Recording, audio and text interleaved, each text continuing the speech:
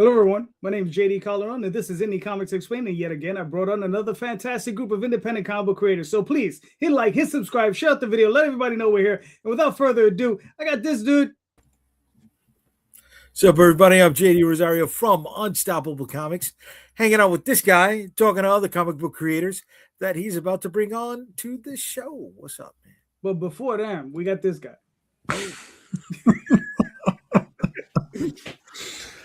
Before them, I'm not a comic book creator. Well, he's a cohort. Yeah, exactly. Yes. Oh, all right. Tom Hutchison, Big Dog Ink Comics, 16-year anniversary this year of doing this thing. All right, cool. And we have Mark C. Dooley. Mr. Dooley, please tell us where can we find? Please introduce yourself.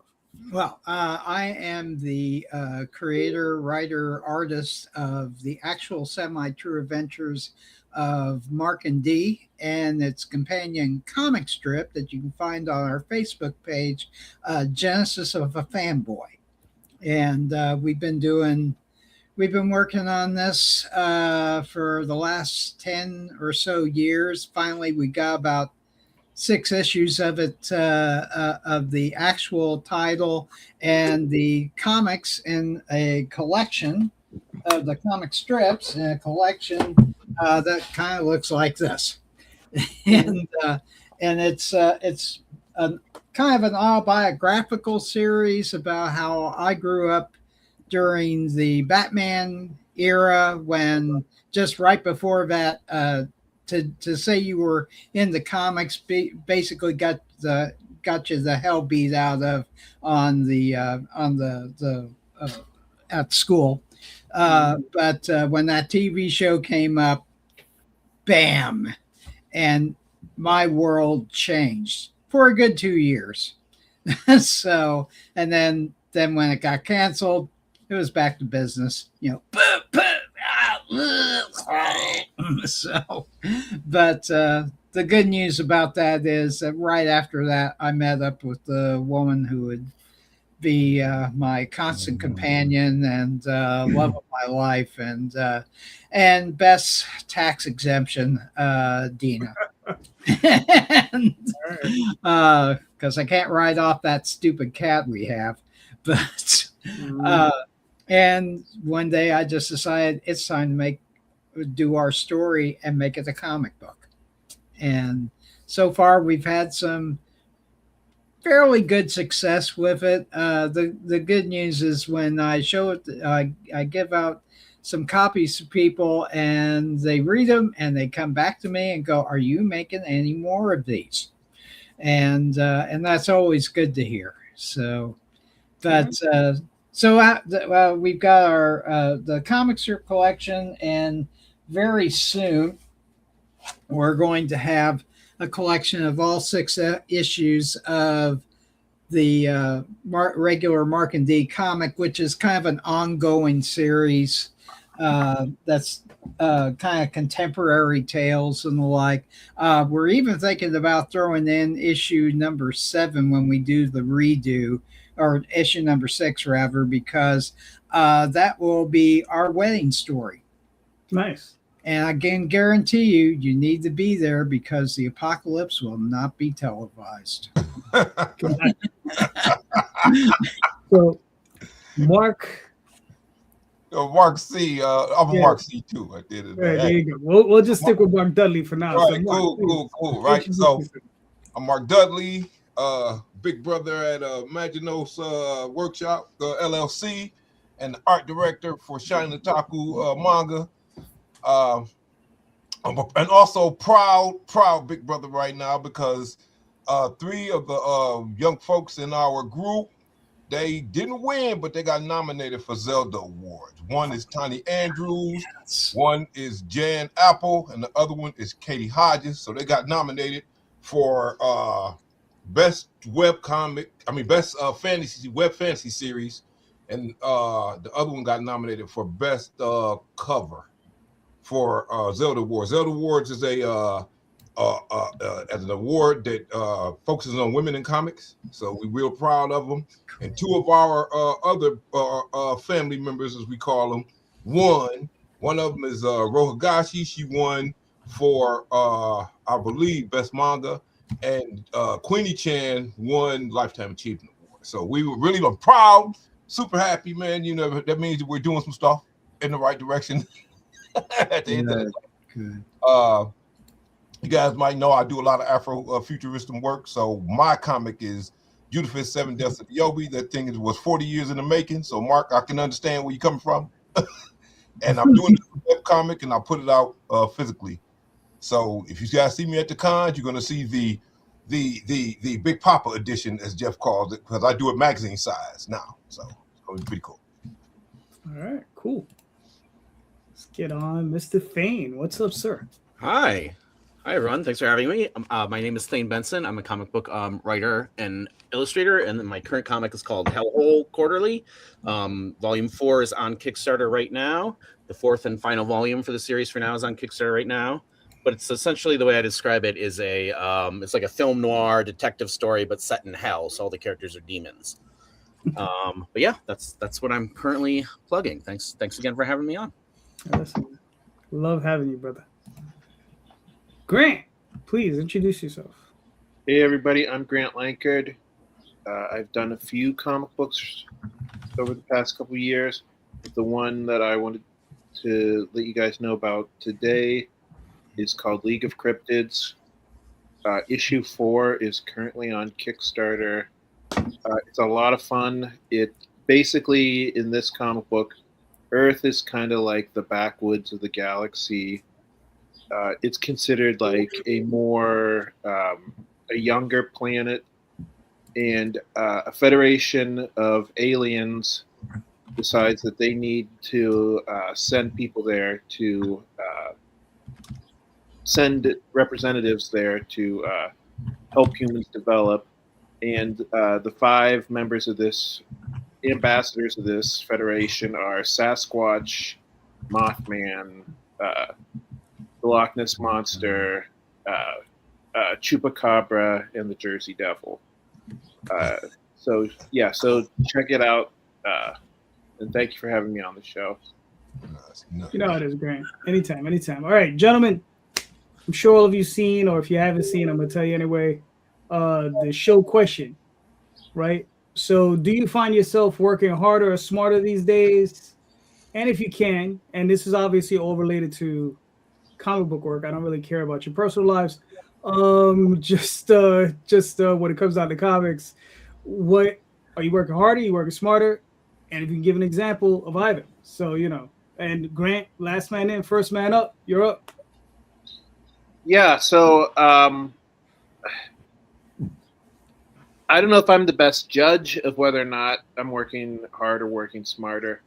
Probably more hard than smart. I still feel like I'm not getting the returns on marketing that I should be getting. Every day feels like it's an uphill battle. I mean, I'm sure you guys have had those days where you're just like, oh man, you know what? I'm putting so much work into promoting this Kickstarter, and people just aren't backing it. In particular, I had 2 days where my Kickstarter total went down instead of up, which is always a bad feeling. So I don't know. I guess I feel like I'm working hard instead of working smart. Gotcha. All right. I think, unfortunately, these things happen. Mark, Yes. Mr. Dooley. Right? We'll just go as Dooley for now. Like, because we got 2 Marks here. It's been crazy. Like, it's like, Yeah. So, Well,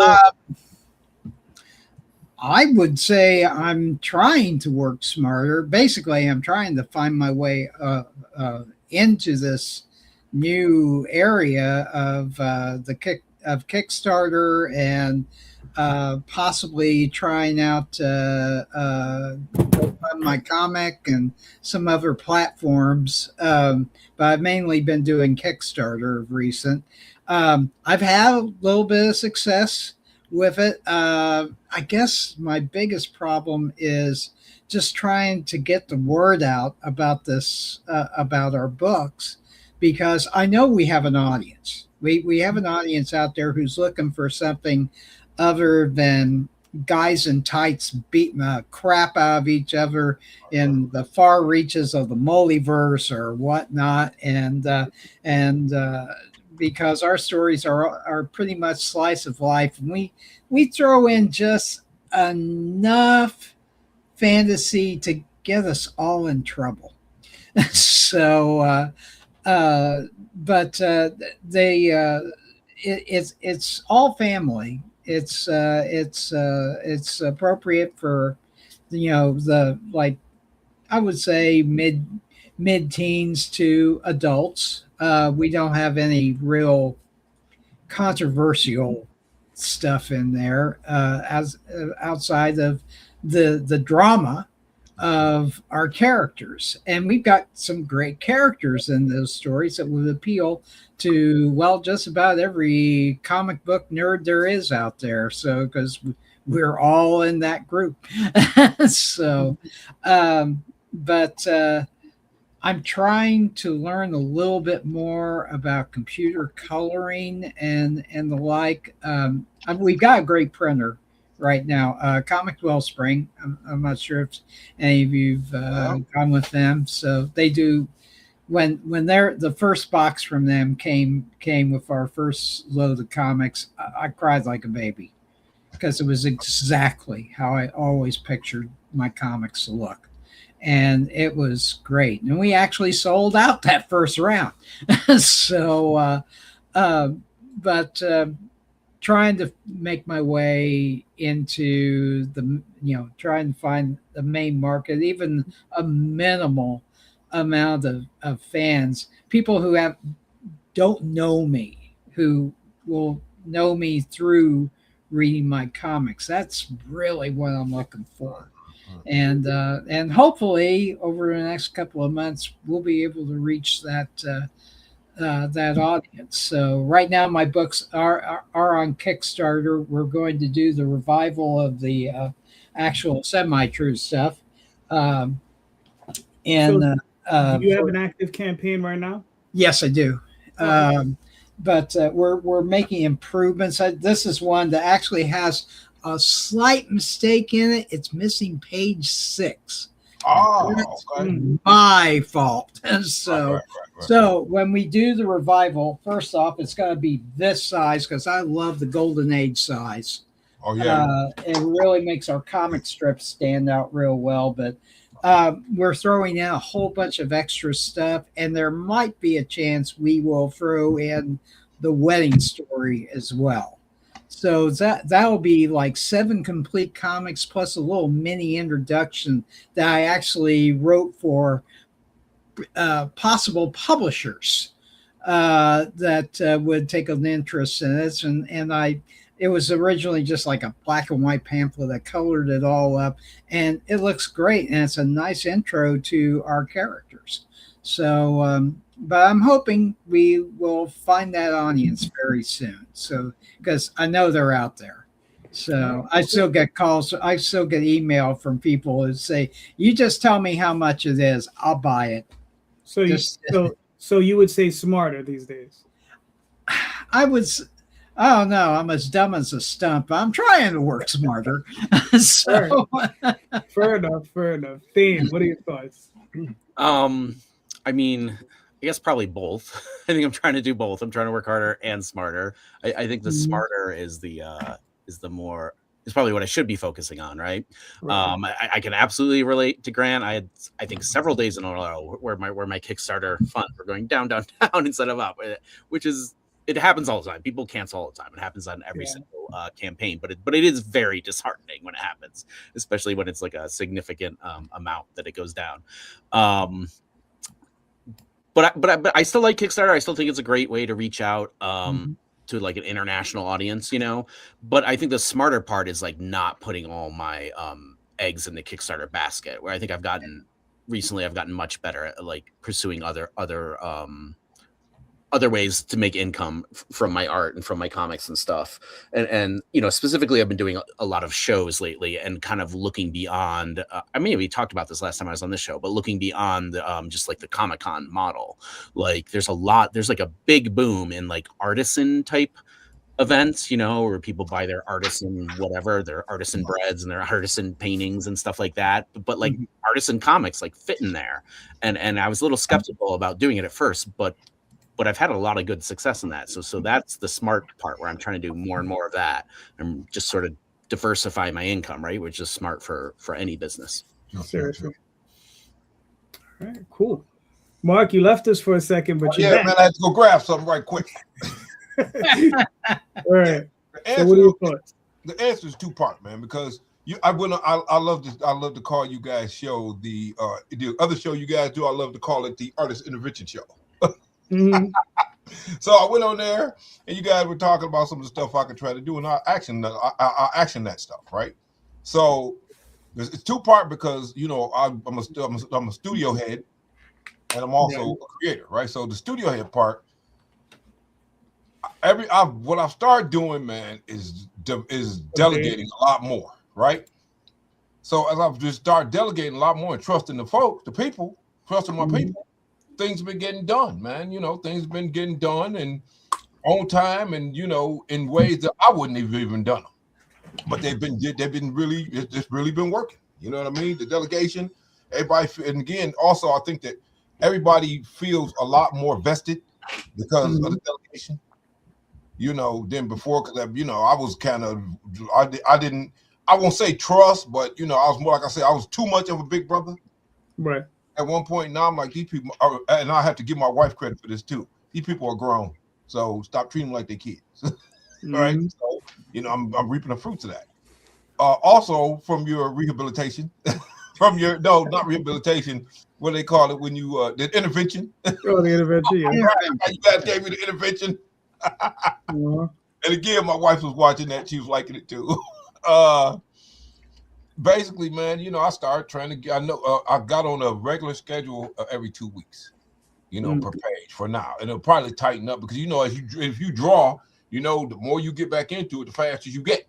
Yep. Right. So I'm kicking out pages a lot faster than I used to because I'm really back into it. So again, so I would say that was working more smart than hard. You know, or the delegation is working more smart. Right. So you're working smarter by making them work harder. Right. Well, yeah. Okay. Yeah. I guess you could call it that. Spreading the love, right? And from a creative standpoint, you know, I'm just a lot more efficient because I've been doing this forever. You know what I mean? And so, I mean, yeah, I definitely have made some pluses in terms of my work schedule for sure. Oh yeah. Well, what to show you also was that this guy right here, I put it out in magazine format. Now, oh, nice. That thing, man, I'm telling you, that thing is going off the shelves, man. All of our stuff's going off the shelves, but that thing's going off the shelves nowadays. So, all right, cool. Tom, what are your thoughts? I don't have time for smarter. Like smarter takes time. Yeah, smarter takes time, takes effort. Smarter takes me away from the work that has to get done. The scripting and the editing and so on. So Mark is he's on the ball there with the delegation is the smarter aspect, like building the team. I've watched people build teams to help them do things and so on. That's smart. Problem is, Mark, I don't trust anyone. That's where I come from. I don't trust anyone. We're from the same place to do the job. So you know, over the years we've had people that have worked for us.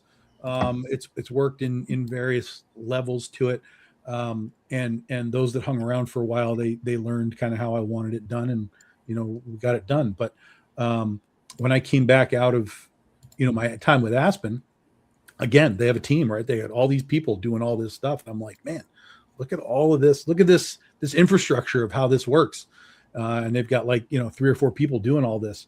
When I came out of that, I was like, I either have to put myself and my business and everything into the hands of people that I don't know, generally speaking, or I just have to, you know, buck up and do it myself. And buck up and do it myself was doesn't work all the time. I mean, that's the other. There's not enough time in the day for it. But I think that's sort of an aspect of smarter, is understanding that you have to work harder, and understanding that you have to stay on top of, as a self-employed person, however you want to call that, you have to put it on yourself as like, okay, here's the smart aspect. Here's my schedule, right?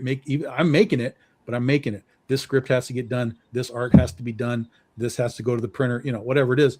So that's the smart part, is learning that you can help yourself in those kinds of contexts. But the bottom line is, write your fucking script. Like, get it done. Stop jacking around, and that's been something that I've come into and out of, but I'm getting way farther ahead than I've been since we've been doing the Kickstarter platform on my stuff. So if my scripts are done, that means the artists are ahead and everything flows better. So I'm still in the do it harder realm of things, but if you're not hiring a team and you're not going in that whole route, there are still small things like just simply creating a schedule for yourself that can help you, do things better. And so there's a touch of smart, but it's mostly just harder. All right, cool. Jay, what are your thoughts? Jay is muted, so he has no muted, thoughts. bro. Muted, bro. See, No it's thoughts. One of those days for me, guys. One of those days. I'm definitely on the work harder side. Just like Tom said, it's like the more I get done, the more I find that I need to do. Every time I cross something off the list, 2 more things pop up, and it's just like there's not enough time in the day. There's not enough time to forget about bringing a team on, teaching the team, right? Getting them to understand how to get things done the way I need it to get done. I don't think I'll ever work smarter at all. Just fucking frustrated. You're just afraid that anybody you hire is going to open up your toys and play with them. That's all. That's all that is. Oh yeah. Dude, I don't even have enough time to open that up. You know what I mean? I wish you could. I got a few things waiting for me to open up, and I'm just like, and it's like I'll treat myself once I get certain tasks done. Mm-hmm. But it's just like, yeah. fuck, and then sometimes the small tasks, like, third pass on a script becomes, I got to rewrite this whole fucking act, right? And it's just like, no, you put more work into it than you need to, and then you realize, no, it was okay the way it was. You didn't need to add all of this other shit. And I don't know about you guys, but sometimes when I'm scripting, I take 30 minutes arguing with myself over one fucking line, right? That it's just going to get read over by somebody. And I'm just like, no, it's got to be perfect. No, it doesn't have to be perfect. Hey, it has to be done. I tell you what, one of my buddies, I tell you what the prevailing winds of the Imaginos are, because again, I have outside people, I have other people in my crew who are in my head, and they're like, hey, bro, don't ever let the perfect be the enemy of the good, brother. Oh, okay. Mm-hmm. Okay. Yeah, art is never completed. It's just abandoned. That's the quote that came to me, and I was like, oh, wow. I feel that. Yep. That's the advice I got in film school. Yeah. I try a combination of both. It doesn't always work. Find myself always constantly working harder, but wherever I can, I try to work smarter. Right. Right. It's one of those things. Daphne, she's on vacation right now, so I have to. Normally, she's kind enough to ship all my packages for me, right? So I was like, all right, I know how to use Excel. Just explain it to me. So she, download the little Excel spreadsheet from Kickstarter, import it into Pirate Ship, and ship it all out that way, instead of just filling out each one individually. You just do a bulk shipment. So that's one way of working a little bit smarter. So, and you just learn something new, and that's it. But sometimes like one of the things that I keep telling myself I'm going to do and I never do is get one of those programs that when you post something up on Facebook, it'll appear on Twitter and 14 other sites all at the same time, and you just post it once. But I keep telling myself I'm going to do it. So, but that's one of those things of, working smarter rather than harder. But, it's just finding that wherewithal just to get that done. Yes, everything does come from Daffy. So, but yes, and listen, I'm not all right. Thane, do you want me to play this video? Zero. It's a zero. Yeah, it's a zero. You weren't prepared. No, I wasn't. Not at all. Not at all. It was a terrible segue. Sorry, Thane. Yeah, you can go ahead and play it. It's only like 30 seconds long or something. It's real quick. Cool.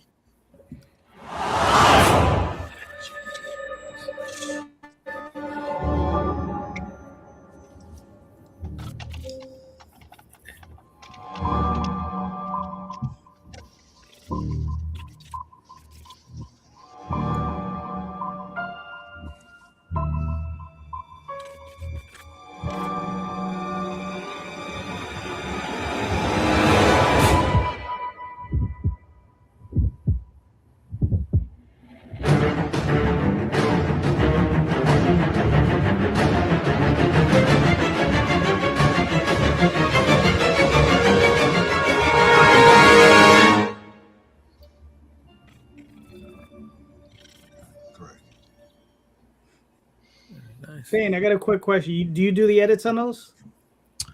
Yeah, I do, but I cheated a little bit with this particular one. That's like a template you can get from a movie to make your own like horror movie preview. Okay, good job. Still, regardless. Yeah, I did tweak it a bit, but it's mostly the template. Okay. Well, I still like it. Oh, thank you. All right. So walk us through. What do you got here, my man?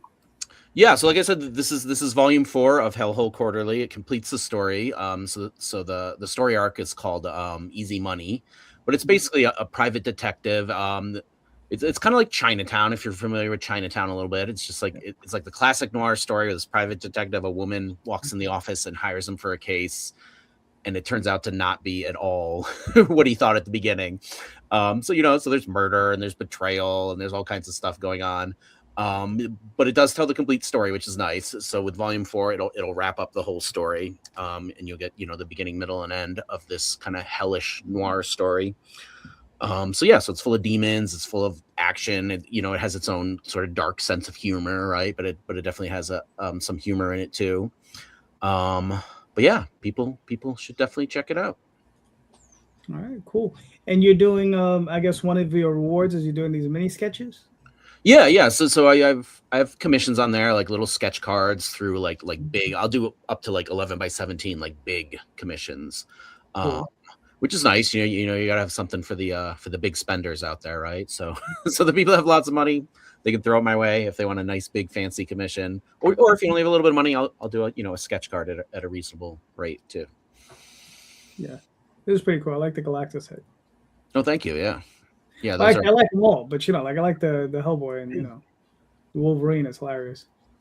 Yeah, that's very much my I'm doing my best Sam Keith there. Sam Keith for Wolverine there. And you're Max. I guess I got a lot of Sam Keith going on. Yeah, no, it's good. Hey, listen, man, you can go worst way other than Sam Keith, man. Mm-hmm. Sure. All right. Now, how many books so far is in the series? Oh, there's 4 books. There's 4 books. Okay. Yeah, so I've already been asked a lot, like is the series going to continue? And the answer is probably. Like I said, this wraps up the full story arc. Like this tells a complete story. But part of what I was doing with Hellhole was kind of like setting up. It goes back to Burnt, which was my first graphic novel, right? Which also takes place in Hell, but it takes place many, many years before the events of Hellhole. So they're both the same Hell, but Hellhole is all new characters, all new stories compared to Burnt, just the same setting. Right. So with Hellhole, I was kind of expanding on my Hell, my version of Hell, right, and what that looks like as an environment. And so there's lots of room for like other stories and other characters. And so I don't have anything finished yet, but I do have some stuff in the works that I think is going to continue kind of in the Hellhole universe. But again, it'll be new characters and new stories. But similar kind of like noir type stuff. Kind of like, you know, if I was going to pick a model, I guess sort of like Criminal. If you guys are familiar with Ed Brubaker and Sean Pope's Criminal, it's sort of like that, but in hell. It's like Criminal meets Hellboy, I guess is the way to say it. All right, cool. And listen, man, I always like your stuff. It looks great. You know, looks a lot of fun stuff. All right, everybody. So you got 10 days left, so everybody go check it out. You know, still a little bit of time. You're doing great, and you know, I know that's going to continue. So, all right, nice, very nice. Thank you. Go buy a book. I apologize that I have to peace out early, but I really appreciate you having me on the show. That's cool. Just let everybody know where they can find you and your work before you break out. Yeah, for sure. So thanebenson.com is where you can find me on social media, you know, Instagram and X and all that. It's just my name at Thane Benson. But if you search Hellhole on Kickstarter, it'll pop up right away. The short link is tinyurl.com/HHQ comic. So it's Hellhole. It stands for Hellhole Quarterly Comic. That's the short link I have. But just look for Hellhole or go to anything Thane Benson. All links to it there. But yeah, by the way, I'm a big fan of Thane's. I've read a couple of his comic books there, and I will definitely throw in a recommendation for the Thane's books. Well, thank you, Grant. I appreciate that. We you know, we've crossed paths online many times, and Grant also does excellent. Like I said, I have to peace out, but I am also throwing in a pre-recommendation for everything Grant does. All right, cool. Thane, thank you for showing up. I'll talk to you soon, brother. All right. Thank you guys so much. Take care, man. Good night. All right. Real quick, we're gonna move on to cryptids. All right. Grant, you want me to play this video? Yeah.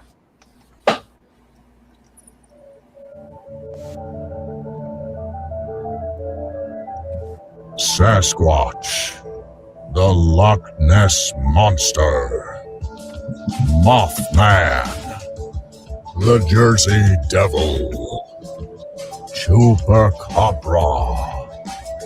For millennia, these creatures have perplexed the human race. But what if they are forces of good? What if they have been sent here by a federation of more advanced alien species to help and defend the human race? That's the premise of League of Cryptids, a new comic book by Grant Lankard, creator of the smash hits Beowulf and Memoirs of the Morbid. His new comic, League of Cryptids, is a 4-part story involving these 5 creatures banding together to defend Earth from an invading alien race, just as one of their members is losing faith in the human race and questioning their mission. Check out the epic conclusion to the story in League of Cryptids 4. Available only on Kickstarter.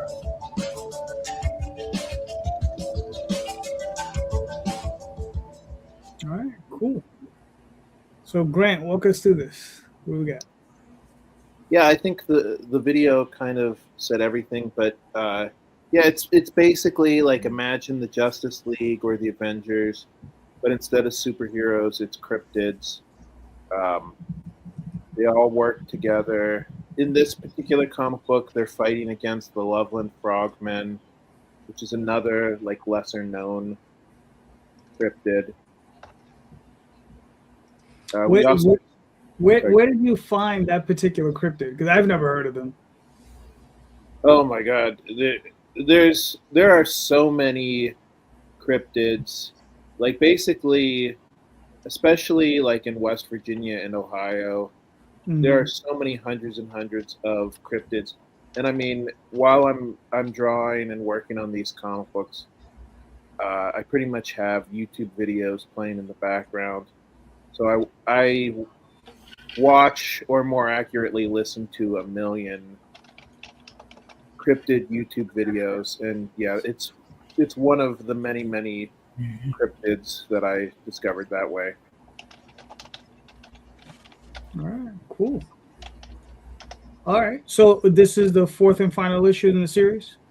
Yeah, I mean, I'm sure that there's going to be a sequel, but yes, this is the 4th and final issue for this storyline. All right, cool. So does it leave on a cliffhanger, or is this just like complete and then you'll just go on to a new adventure? Do you have an overarching storyline, or just just one adventure? it completes this storyline, but it definitely sets off a new storyline. And yeah, it does kind of leave on a little bit of a cliffhanger. Mm-hmm. All right, cool. So I mean, when you were doing this, like you have your other book, Beowulf, right? Like, what got you interested in doing this with cryptids? So how I got the idea was I was reading a book about cryptids, and they had like stats underneath each picture of the cryptids.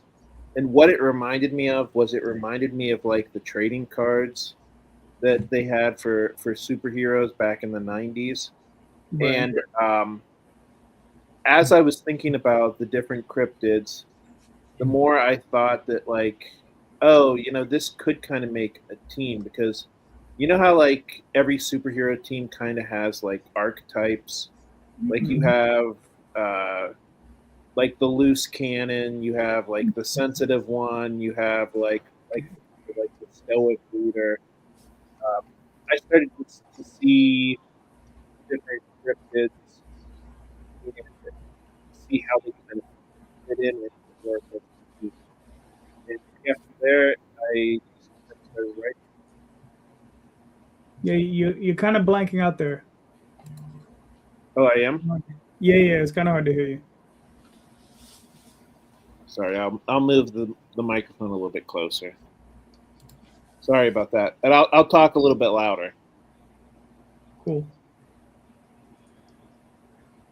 All right. So I mean, so what do we got left? You got 8 days left. You're 91% to goal, so you're almost there. 125 backers is really good. Yeah, I don't, you're gonna make your goal. I don't see you having a problem, but I understand the frustration of people backing out on you. That's rough. Yeah, I mean it's frustrating because we're getting so close to meeting the goal, and like this morning I woke up and I was like, oh, let's see if we're any closer. Right. To look at it and see, oh, like I'm actually further away than I thought I was. Yeah, it's kind of frustrating. And this was a long campaign, right? It was like 60 days. No, it was about 45 days. 45 days. Okay. All right. Cool. All right. Good. Well, I mean, listen, man. I mean, your stuff it's a lot of fun. It's cryptids. It just looks a lot. And you're also the artist on these, right? I do a lot of the art. I don't do all of the art, but I do a lot of it. Okay. What are you doing? Inking, coloring? Inking and coloring, yeah. Oh, okay. Cool. Who's doing the penciling for you? And Antonio Pisana. Gotcha. Okay. Cool. I mean, very nice. Are you guys doing a good job?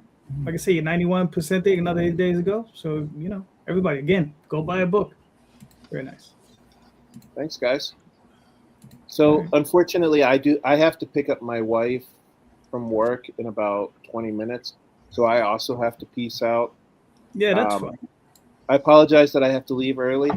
Thank you so much for having me on the show. Everybody else's book looks cool too. It was nice. Yeah, Grant, just let everybody know where they can find you in your work real quick. Yeah, so my name is Grant Lankard. I'm sure it's in the show notes. That's a very distinctive name. I think I'm the only one on Facebook. Facebook, Instagram, Blue Sky, Threads. I am not on Twitter because I hate Elon Musk, but I'm on all the other social medias. Gotcha. The floor is lava over there. That's right, buddy. Give him a hug. It's a popular opinion, right? All right, Yeah. all right. Yeah. Listen, he just needs to go away and just stay there. All right, Grant, brother, good luck. Be safe on the road, right? Good Thanks, guys. Have a good one. Take care, man. Bye. All right, now we got an actual semi-true adventure. Mark. Yes. Do you want me to play this video? Yes. Go ahead. Cool.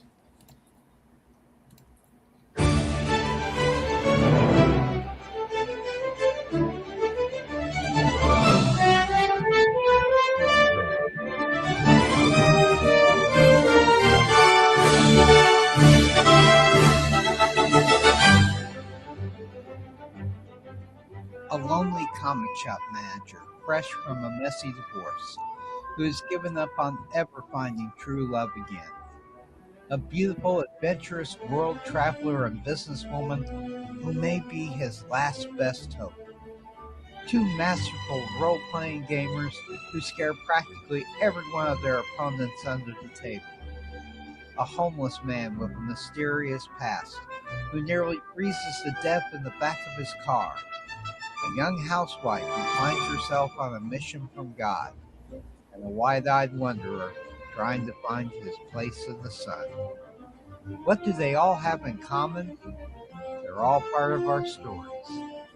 Welcome to Columbus, Indiana, and these are the actual semi-true adventures of Mark and Dee. That's cool.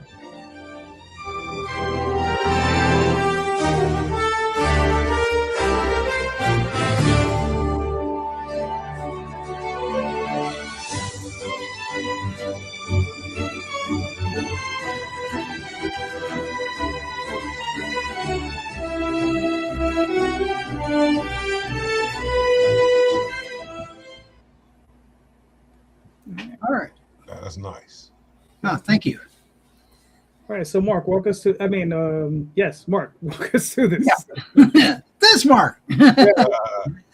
Well, as I said, my our series is autobiographical in nature. I kind of leave myself as a disclaimer in the actual title of the book, semi-true adventures. So basically, the main book, actual semi-true, deals with contemporary stories that are mostly fictional, but when we did our second issue, I decided to do a early version of how Dina and I met, a little bit about growing up during the Batman craze of the 60s, then eventually meeting her when I got the TV show went away, the superhero comic book craze kind of went away for a while, and I wound up out in a country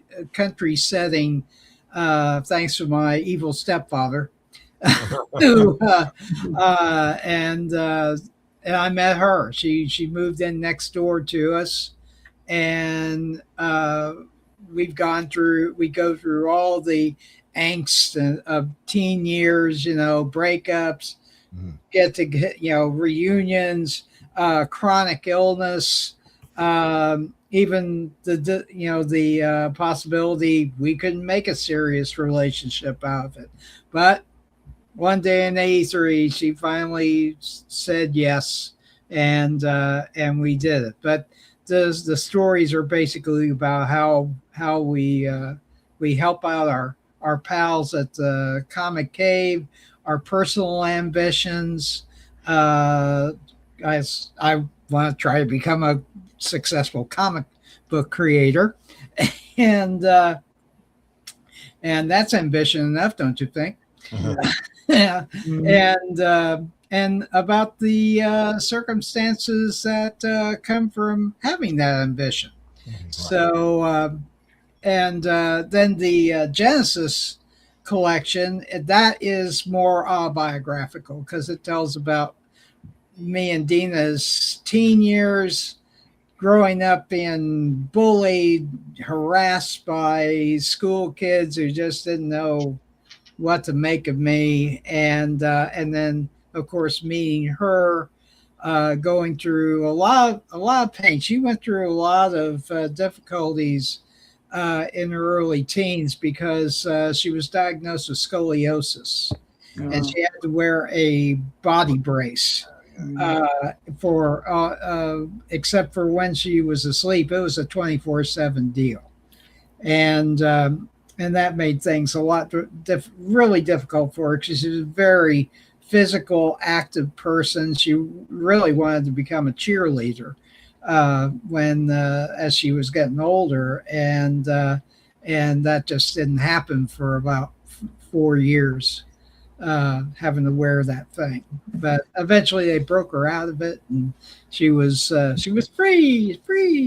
So, but anyway, but it tells about a lot of the things we did for each other back in the day. One of the coolest things Dina ever did for me was during Christmas time. I had just started, my grandfather got me started on old time radio. And one of the things that came up was Kellogg's Cornflakes was running a deal to offer 4 volumes of the Adventures of Superman radio show. And I wanted those records. Unfortunately, by the time I found out about it, the offer was about to expire about in 2 weeks. You had to have 4 box tops of Kellogg's Cornflakes plus I think $1 to send off, and there was no way the dollar wouldn't have been a problem. The problem was eating all those cornflakes. Well, Dina found out about that, and she said, "So you'd really like to have these records?" I said, "Yeah, but I don't think we're going to be able to do 4 boxes of cornflakes. First off, stepdad wouldn't let that happen. And second, he won't eat it. And third, we won't eat them." But come 2 days before Christmas, me and Dee had our little gift exchange. I gave her a ruby necklace, and she gave me those 4 volumes. Oh, that's cool. And I looked at her and went, how did you get these? And she just looked me straight in the eye and says, "Till the day I die, I will never tell you." And by God, that's the day I declared my love for her.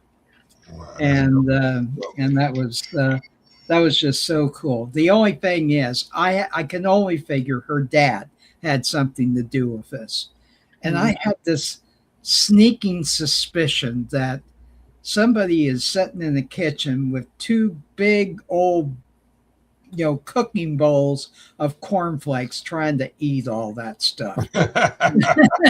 So we ended that comic strip with him sitting there eating meat, speculating in the caption, "Just what happened to those cornflakes?" And he's there, That's cool. "Man, I hate cornflakes." So, Mark, are you the artist as well as the writer? I'm the writer, artist, damn near a faint praise. Right. So anything you find bad in there, that's all my fault. That's on me. So, I just love what I'm doing. I retired from gainful employment so I could do all this. I'm now coming up on 70 in a few months, and I figured this is time to get as much work done as you possibly can before the great creator says, "I need you upstairs." So, Right. but like I said, we do have a little fantasy we throw in there every now and then, particularly Dina learning how to fly thanks to God, who happened to be in the neighborhood. And setting her on a mission for life. And I won't talk about what that is, but it's something that in the end she had a visitation from the other guy. And I love writing his dialogue. It was just, "Oh, would you like an apple?" No thanks. "Oh, apples are so good. They're full of vitamins and minerals and knowledge." So, but it's there are further stories down the road in that neighborhood. But one of the we've done 5 issues of the regular title. I'm working on number 6 right now, The Wedding Story. And we also did a Christmas special where Dee and I hardly even figure into it outside of the cover and a couple of scenes. It's all about our friends at the Comic Cave. And it deals with a future story where our other hero, Mickey the Wookiee Walton, meets. He's had an encounter with this beautiful Liverpool businesswoman who's as in love with him as he's in love with her, but he's struggling because he just came out of a nasty divorce, and he's got it in his head, I'll never find love like that again. And then all of a sudden here she comes. She's rich, she's an adventurer, she's a comic book and fantasy geek. She may have even more knowledge about Hammer films than he does. And he is the expert around here. So but it's set during Christmas time, and it's really a love letter to all of our friends and families. I really love putting that one together. I still consider it one of the best things I've ever done, and it's part of this thing. So we threw it in there, but I just love what I'm doing right now. I'll say this right up front. I love superheroes. I envy guys like Mark Waid and Marv Wolfman and all them guys, Dan Slott and the like, who can come up with a brand new way for Spider-Man to tear Doc Ock a new one. I'm just not that guy. Mm-hmm. I love stories about real people and the situations they get into, and that's where I've found my niche. So and just do stories from the heart as best as I can, and not screw up on the drawing board. Right. Cool. I mean, you got another 20 days left. I mean, you got some work to do on the money part, but yeah, hopefully we get some people looking at it and get you to where you need to be. Good job. I like it. It looks really quaint. I mean, it looks really, really cool. I like it. I love the branding I did, where that's me and Dee standing back to backs are going to be our brand for the DeWalt Print Works. Yeah. So you got me on the quaintness, and as well as I love slice of life stories. Even in superhero stories, I like putting them in there, because I think it emotionally grounds the work, right? We don't wear the costumes. If I let them, they would. But you don't want to see it. The thing looks great, though, man. I mean, for what you're doing, man, the way that what you're trying to give the audience, man, the thing looks great. I'm a big fan of a lot of the old strips and stuff like that. You got a lot of that old energy, man. Again, kudos, man. Kudos. Oh, thank you so much. Appreciate it. Now talk about another slice of life strip we got here. What do we got? That's it. All right. So for once, I want to show you guys our website. So this is our Imaginos website right here, and I'm showing you that because I'm in a gifting mood. The crew is in the gifting mood. So what we're gonna do, I just put in the chat. We're gonna give everybody the Judah Fist source book for free. So at the end of the chat, by the end where we get done, man, just toss that up and everybody can go download. Oh, cool. All right. Cool. So also, I think I got another link up there to Judah Fist too. This is it. Is that it? Okay, hit that mug, buddy. So hit the what does it say on there? Here, read it on the web. Hit the read on the web. So I can kind of talk about it here. So actually, I'll talk about it right now. Then people can go check it out. Judah Fist, Seven Deaths of the Yobi is an Afrofuturistic hip-hop cyberpunk story. Those are things I really love: hip-hop, cyberpunk, African mythos, stuff like that. It's about this guy, Amru Jones, who's a bio-cybernetic weapon from our time, who wakes up in the future and he finds out that he has relatives left in the form of these 3 young orphans. So him, having made a promise to his family back in the day, he was always going to be about family. He takes custody of them, and he finds out that the people who he was battling back in our time are alive and well and a lot more powerful in the future. And they couldn't get him before But now they realize he has these 3 kids, so they're like, we don't need him, we'll get them. So ultimately, this story ends up being something world shattering, and at the end, it's going to be a story about a lot of hope. So that's Judafist in a nutshell. Like I said, I love African mythos. I love cyberpunk stuff. I'm a big Akira, Ghost in the Shell fan. You know, so at first it was a superhero comic, man, but then I discovered Octavia Butler, and once I discovered Octavia Butler and Daniel Keys Moran is another muse of mine. He did a bunch of stuff on Star Trek. He does a lot of Halo novels, and he also did a lot of stuff on Star Trek Deep Space Nine and stuff like that. He's a TV writer too. So one of my buddies gave me one of his books, the Continuing Time Saga, and that was it. You know, at the end of the day. So I moved from superhero stuff to basically sci-fi stuff, you know, and I never looked back, man. So you know, probably it's got a lot of Hong Kong comics influence, and it also has a lot of manga and anime influence in it too. You know. So when are you planning on launching the Kickstarter again? Well, the Kickstarter is going to be in November. Like I said, I'm gonna wait until I get my 2nd chapter done, and that'll be late October, early November, and then I'll do the Kickstarter. I'm just doing the Kickstarter to get it colored for the most part, you know. Gotcha. At the end of the day, and I had a colorist before, but I got a specific look that I want. So I found a colorist who could do that, and so I'm going to roll with them. And I think that at the end of the day, you know, the story is going to be really cool. I think it's going to look really good, you know, and I think that it's going to literally be like Mark Dooley stuff, in that there's slice of life stuff in there. That's, you know, that's the anchor right there. You know, the stuff, you know, his relationship with these kids. And if anybody's ever raised any kids, you're going to see him going through all this stuff. I don't care.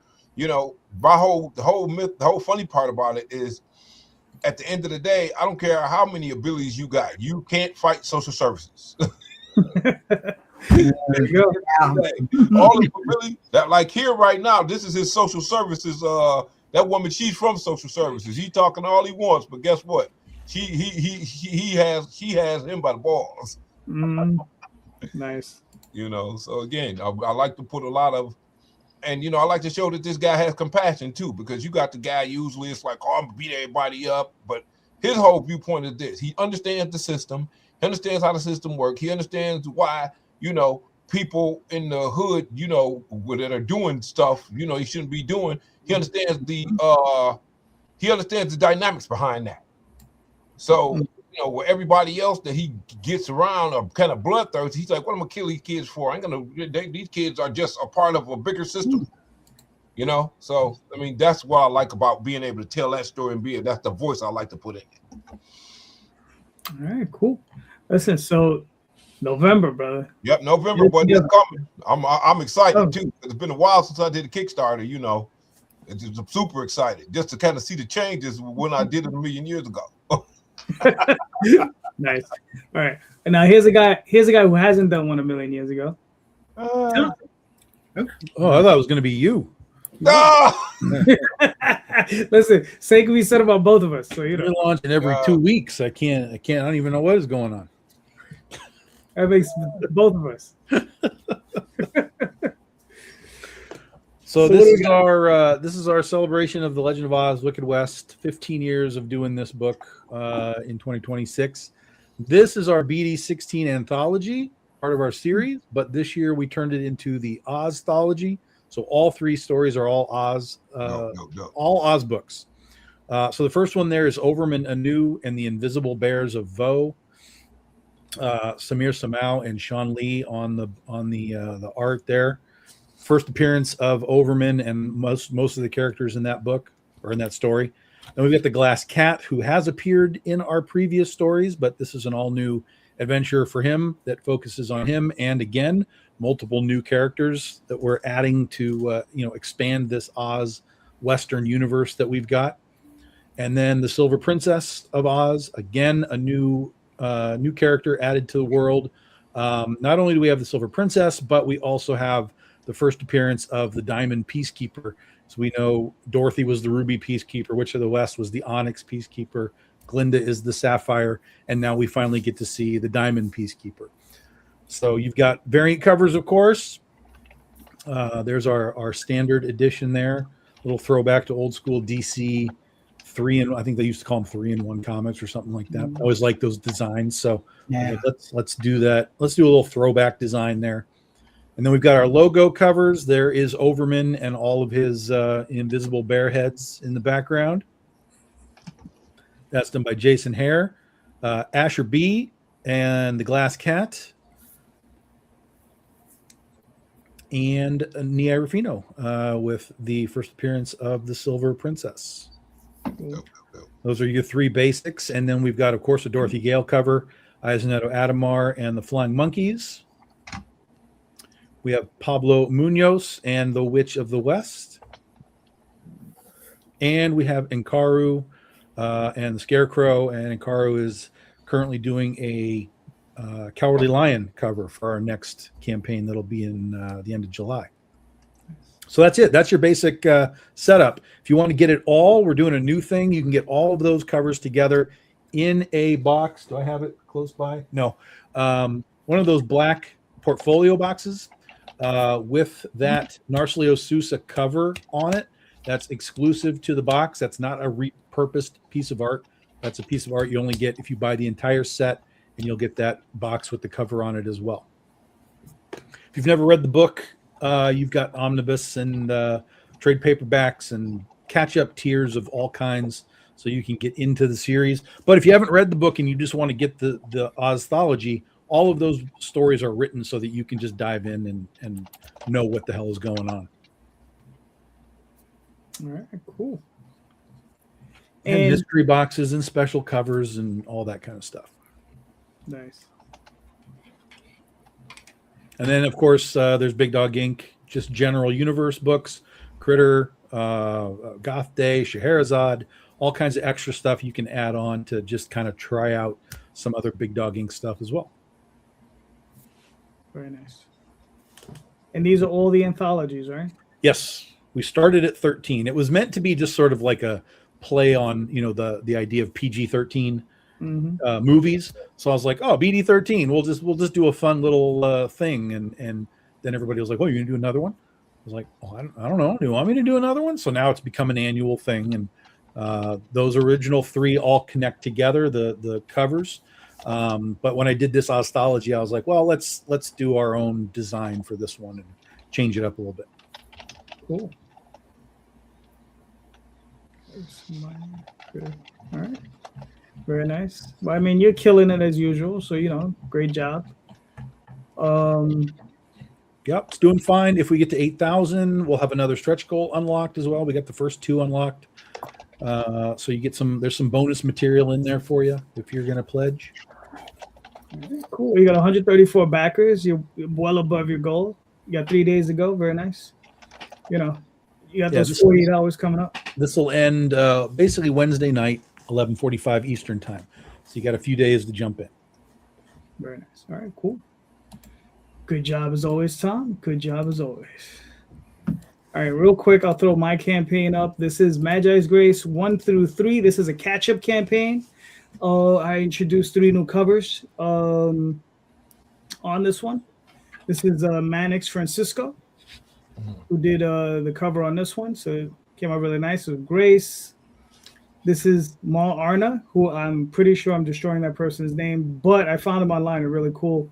And I just like their stuff, so I had that person do one. And this is Rod Espinoza from Adventure Finders and Courageous Princess, from Antarctic Press. So he was kind enough to do a cover for us. Thank you, Rod. Really nice.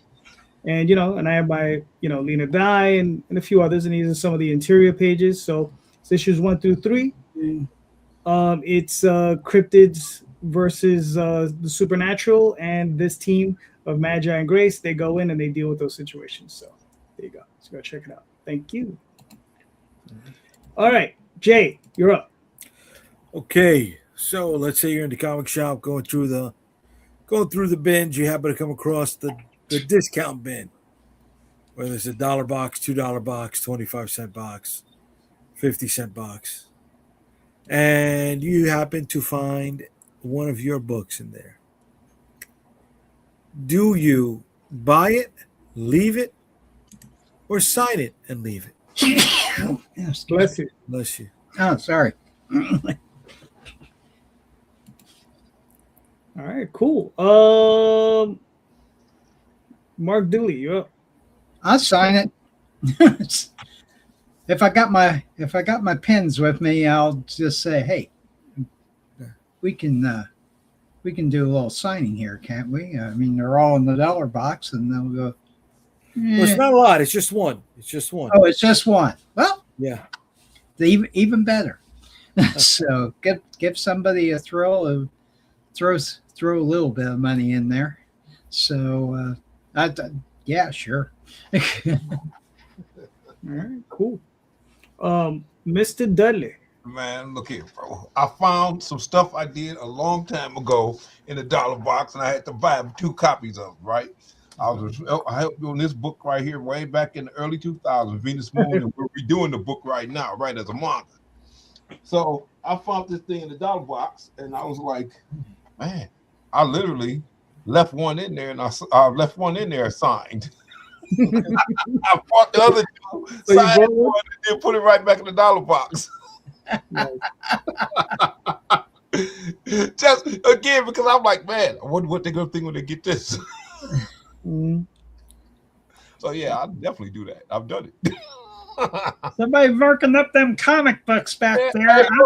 The dude, man, who at the comic shop, I showed him that it doesn't work, and he was like, I said, hey man, you got a pen? You got a black pen? He's like, oh, actually I have a silver pen. I was like, oh, give me that. Nice. Cool. Tom, what are your thoughts? It depends on what I find. There are some of my books that are a little more available than others, but there's definitely ones that when I see them, if they're in there, there's no way they're staying. I've bought books for $1 constantly. Some of my old school Critter stuff and penny stuff, and I know I can turn it around on my own sales show without any problem. Right. You know, some people don't. Well, I shouldn't say they don't know what they have, Right. even though they don't know what they have. That's why that stuff ends up in the dollar bin. But also, sometimes they just don't have the market for it. Sure, you sure, know, sure. that particular reseller might not do much indie stuff, and so he doesn't even bother. He's just like, oh man, indie stuff. I don't know. Put it in the dollar box. Whereas other people are deep in the indies and they're like, oh my god, I want Penny for Your Soul. I want. You know, some people are buying up Evangeline's because you know it got a movie announcement, you know, that kind of stuff. So it really just depends on your market. But I've found my stuff in dollar bins on occasion. I will often ask if they have more. You get more of this somewhere? Because I'll take all of this home. And they kind of look at me like I'm crazy. But you know, it's there's the thought process of like, I don't want my books to be like looking like they're $1. And I'm like, yo, do you know how much Wolverine there is in the dollar box? Like it really doesn't matter. But at the same time, I also know that 9 times out of 10, anyone going through the dollar boxes isn't looking for my stuff. Like they're going to come across it and be like, I don't know what that is. And they're going to keep going. So there's kind of not a reason to leave it there in my brain. So, you know, unless it's something that I know, like those are out there, I'm not worried about it. If it's something that I'm like, well, that's first appearance of this character, whatever, or a specific cover that I know people will really dig on that artist, I'll scoop it up. I'll bring it back.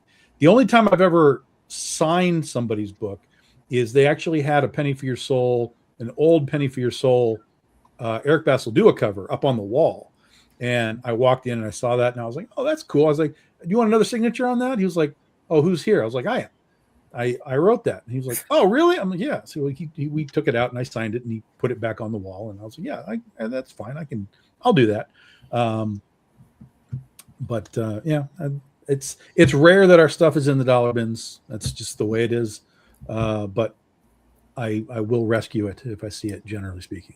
And I rescued a Dreamweavers out of the dollar box recently. Yes, that was signed by somebody too. So, you know. Mm-hmm.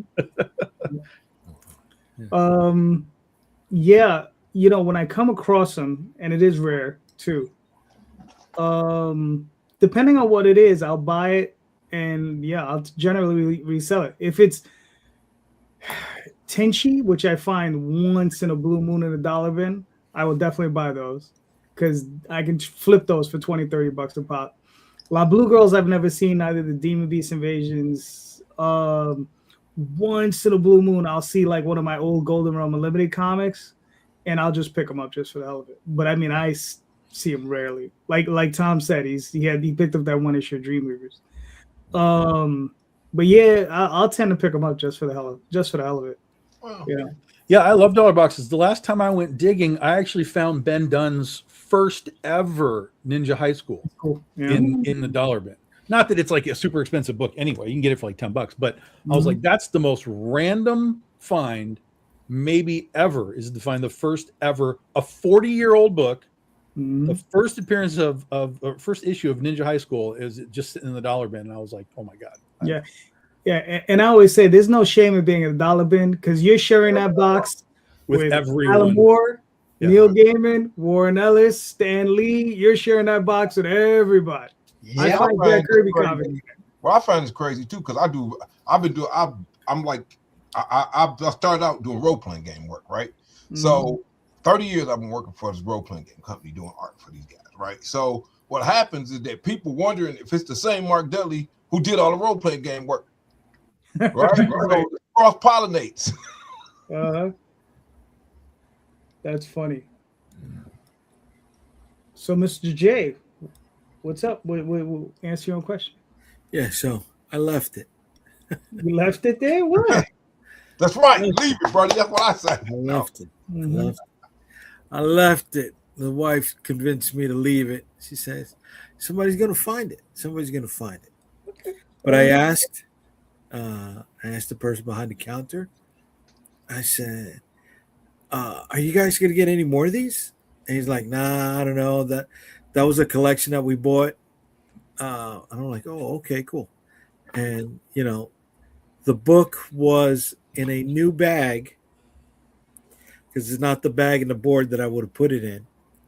It had all the cards and all the stickers from the Kickstarter in it. That's real sweet. Yeah. So I'm like, shit, this is a great value for $2. I'd never sell this for $2. So I didn't kick in on who I was or anything like that. I just said, oh, this looks cool, acting like of somebody interested in getting more copies, see if they would have bit on it. I get messages from time to time from retailers, and they tell me, "Hey, I just bought a collection. There's a whole bunch of your books in it." Yeah, I was like, "Okay." That's generally how it happens. Is people just move a collection, and then whoever they sell it to, they have to determine what they're going to do to make their money back. Yeah. But I always get questions, and then they send me pictures like, "Is this one worth anything?" I'm like, "Yeah, that's like a $50 book or whatever." So yeah. And somebody that was in chat earlier, Screaming Space Skulls, also had one of their books in the bin as well. So they were an indie collector. They were definitely an indie collector, and they just they sold the collection. That's cool. So I was just like, man, they must have sold it recently because this book, I dropped this book in October, November. So they sold out. They decided to stop buying comic books quick. That's it, man. It happens. Well, But might have been going through some stuff too, man. You Yeah, never it know. was the first time I found myself in a discount bin. So Yeah.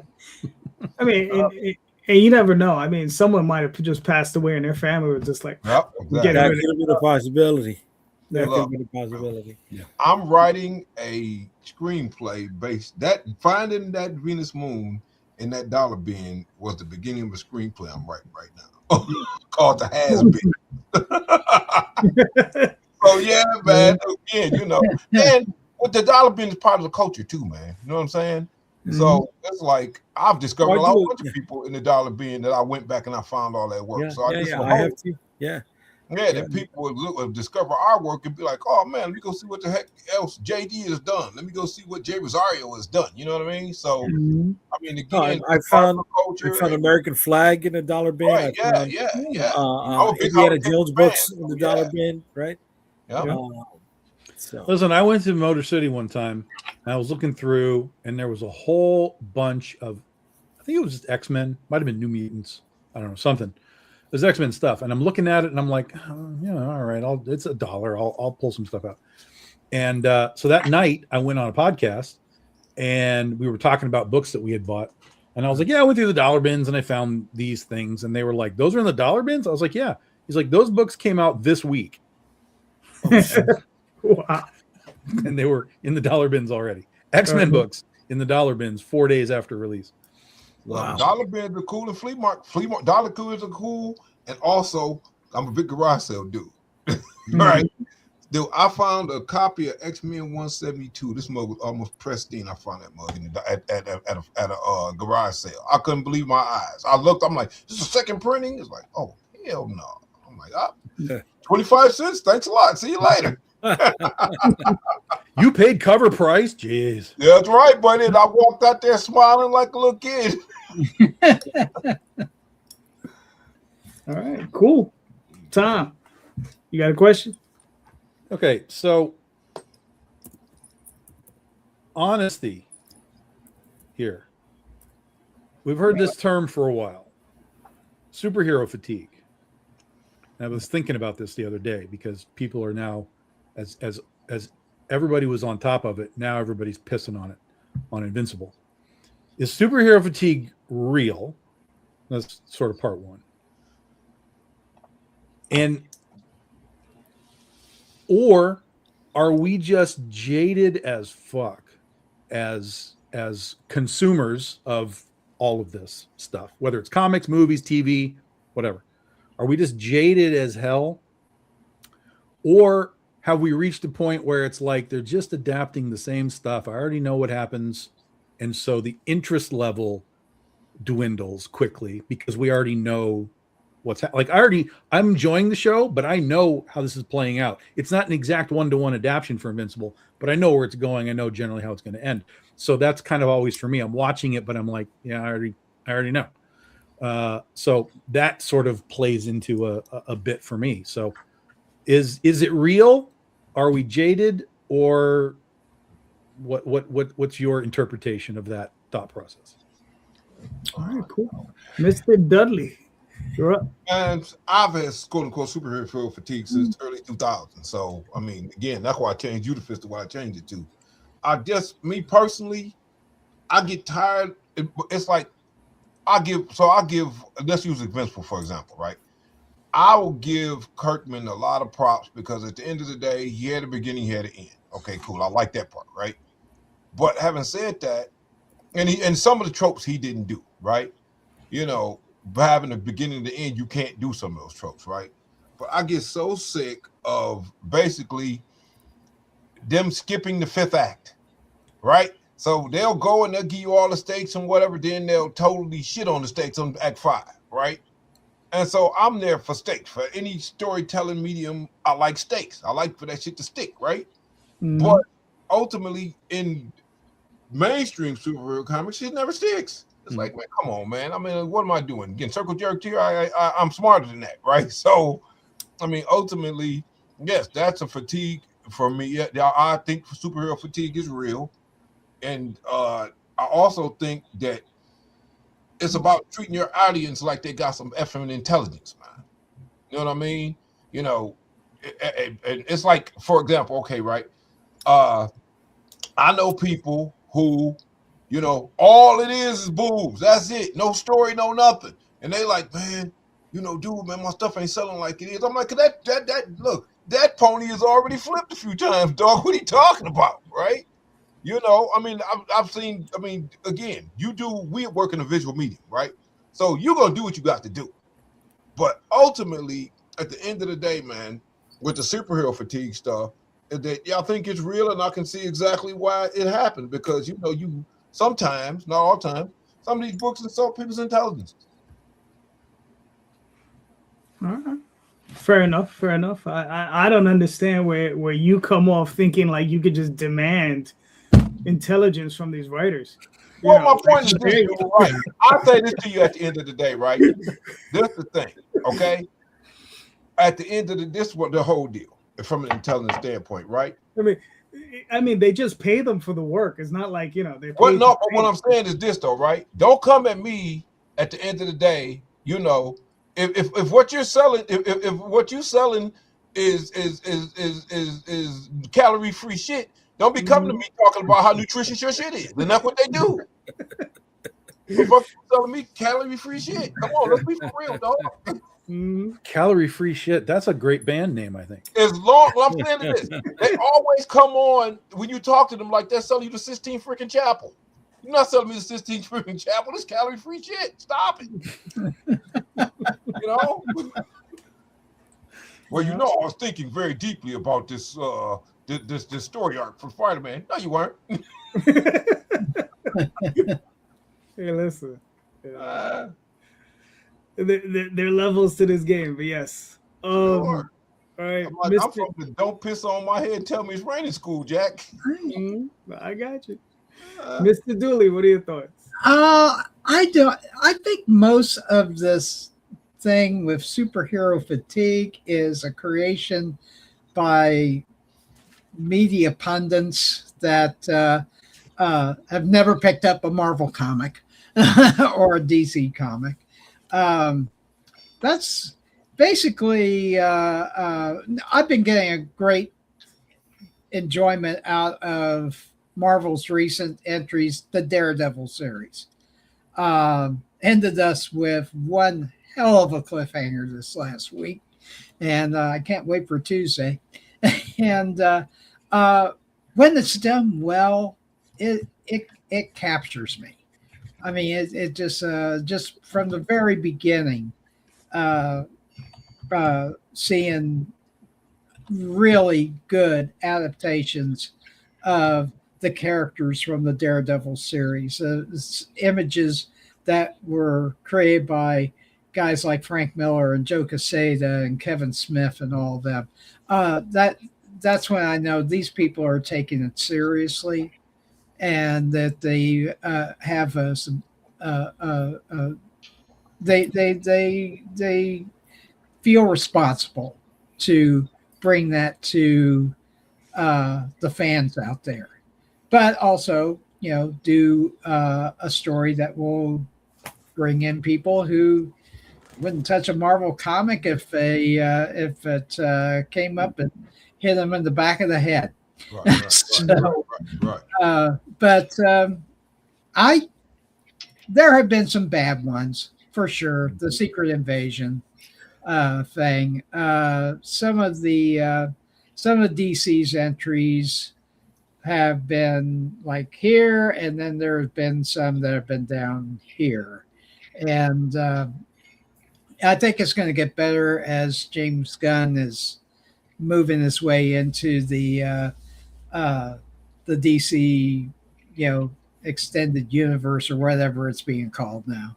I sure love Superman. The Superman movie was just that the guy playing Superman, he's come just about to the point of George Reeves, who was my Superman, because he is the big blue Boy Scout, you know, but won't put up with a lot of nonsense from the supervillains.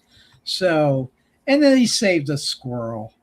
How can you not love a guy who just swooped out of the sky in the middle of all the Armageddon of the buildings crashing and monsters stalking around, and he grabs up a squirrel?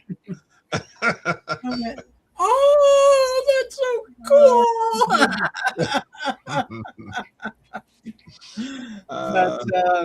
But there may be some people who are just kind of tired of it. I'm not one of them.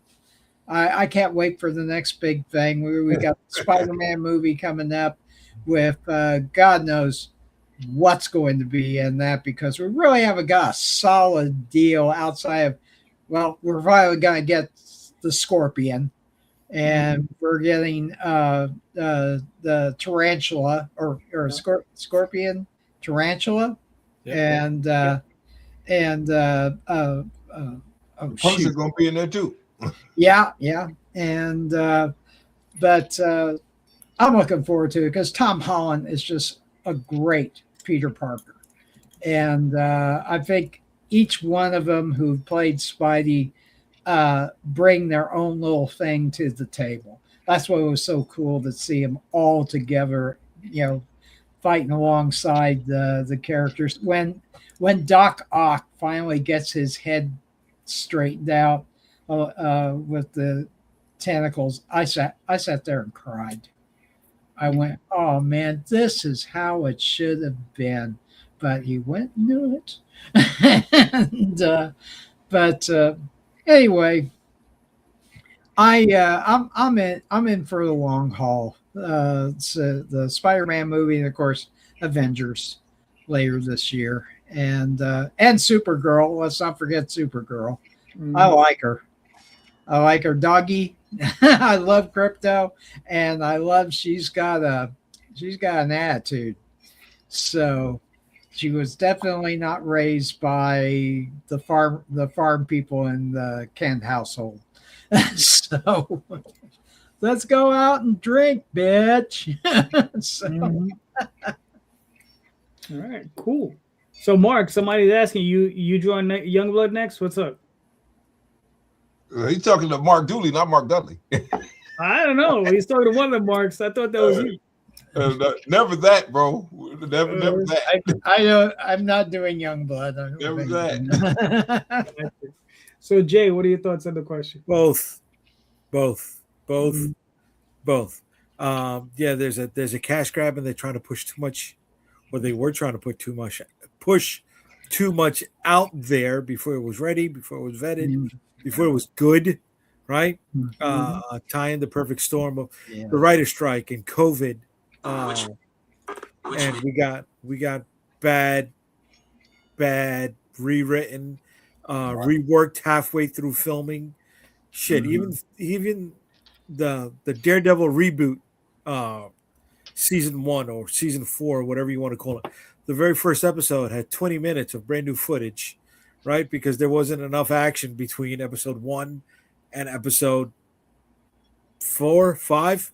So that whole sequence between Daredevil and Bullseye was wrenched in the 11th hour.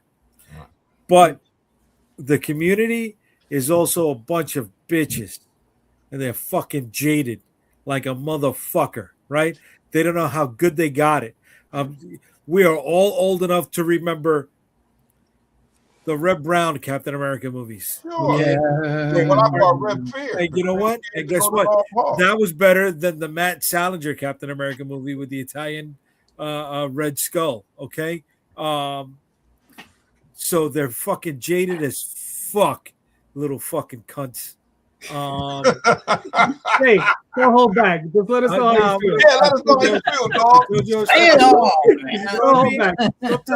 Sometimes shut the fuck up. You know, they don't gotta neg fucking everything that's out there. Yeah. Is there some bad stuff? Yeah, there is. You know what? It was the Marvels, the second Captain Marvel movie, great? No. But a good 6.5 or 7, I'll give it that. I'll give it that. It wasn't fucking awful as shit. It was pretty good. Now, was there some awful shit out there? Oh yeah, Thor: Love and Thunder, that was garbage. That was straight trash. That should not have been as bad as that was. Right? The first Suicide Squad movie, what the fuck was going on over there? Yeah. Right? The second Suicide Squad, okay, it was pretty decent. So it's just like, you know, shut the fuck up sometimes, man. Just let it be. Let it fucking be. Was I happy with the Fantastic Four? No. But could it have been worse? Yeah, because I remember a lot of shitty fucking Fantastic Four movies. All right. So sometimes people just need to just fucking put it in the fucking box and watch something else, man. Don't hate watch something. Don't spend your money on something else.